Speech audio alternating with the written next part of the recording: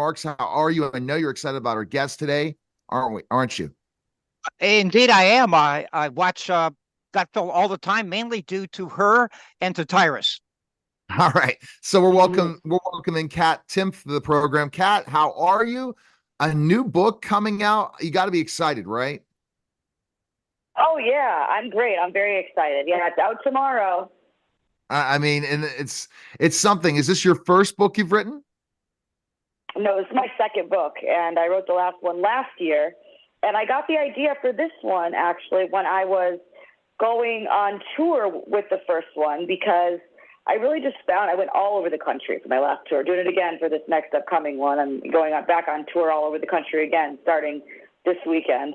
But in my first tour, I really found the more places I went, I mean, I'm talking from Portland, Oregon to Midland, Texas to St. Louis, all over the place, Detroit. I found that a lot of us, we really want the same things. And the more I research, a lot of the research in my book really backs this up, that we do really all want the same things. A lot of us, most of us do. But we just have different ideas of how to get there. And really, if you want to win over someone who is different from you, then the way to focus is, the way to do that is kind of focus on what you have in common first. We've been conditioned to kind of believe that just because someone's from the opposing political party or has different political views, that person and you will have nothing in common, and that just isn't true. And this book is a guidebook for how to do that and how to connect and why you should want to also. Go ahead, Dr. Marks. Your question. Yeah, Kat, this is Dr. Marks. I really like the idea of how binary thinking divides us because, as you said in your trailer, as soon as you latch onto a political party or an ideology, all your thinking is gone. Yeah. Yeah. Once you have, you choose a side, you don't have to think because all the thinking has been done for you. The problem is when you're not thinking, obviously that leads to some pretty stupid outcomes. And it's also on a personal level, it's really sad because what politics does is it makes us fight with people who we actually know on behalf of people who don't even know we exist. And I think that's really sad. No, it is. And I, in medicine, can see it all the time. In the last 10 years, the art and science of medicine has been distanced because now it's protocol medicine. Physicians use the art and science. Today, we use guidelines and protocols. So that same bad thinking has seeped into even the profession of medicine. So you're on the right track. Well, thank you. I think, we really need to be able to work together. And this book also is a fun read. It's something I'm scared for it to come out a little bit because I'm very vulnerable and I put a lot of very personal experiences in the book, things I've never talked about before. But it's really in the hopes that other people can do that too. I mean, that's on purpose, right? That I really think that if you're more vulnerable, it makes it more likely that someone's going to have compassion for you. And if you want to be seen as human, you got to be willing to show that you are a human. So that's what I do here. And I think it's really important because we do have a lot to lose. I think with the conditioning of the two sides, this binary thinking it works great for government and for media. It can get you to use division to think it's a great idea for you to give up your own rights, for example. But we really do have a lot to lose. So I really hope that I really do believe if everybody read this book, we would be a better country. No, I tend to agree. What's really interesting, Kat, when you talk about this specifically is remember back in the day, I mean, for myself, my age, Republicans and Democrats could have a conversation at the table. We could talk political and not want to kill each other, right? Not say, okay, yeah, like I would like to give you an example. People would be upset at me if when I interview a certain right-wing Republican on my show and say, I will boycott your show. I will never do your show. I've had people say this. I've seen that you've had Republicans on, so sorry, I'm not coming on. What has happened? Because we are alike in so many ways. We just our political ideology could be just one or two different topics. That's it, right? Nothing else. Everything else we completely agree on.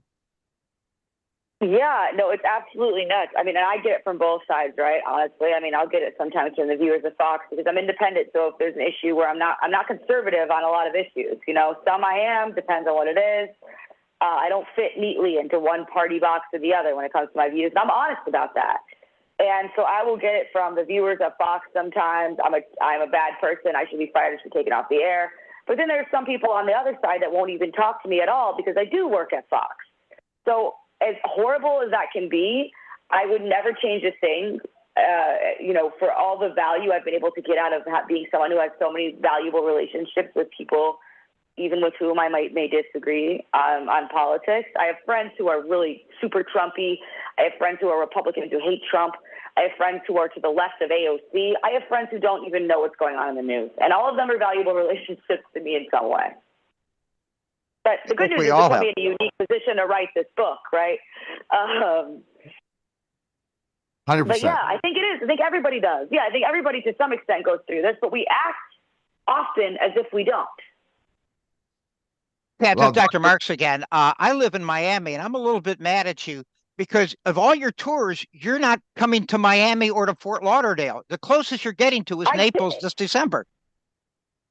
I did come to Miami last year. I missed that. I'm sorry. I came to Miami last year, but yeah, this year I am going a few different places in Florida. I am going to be in Naples.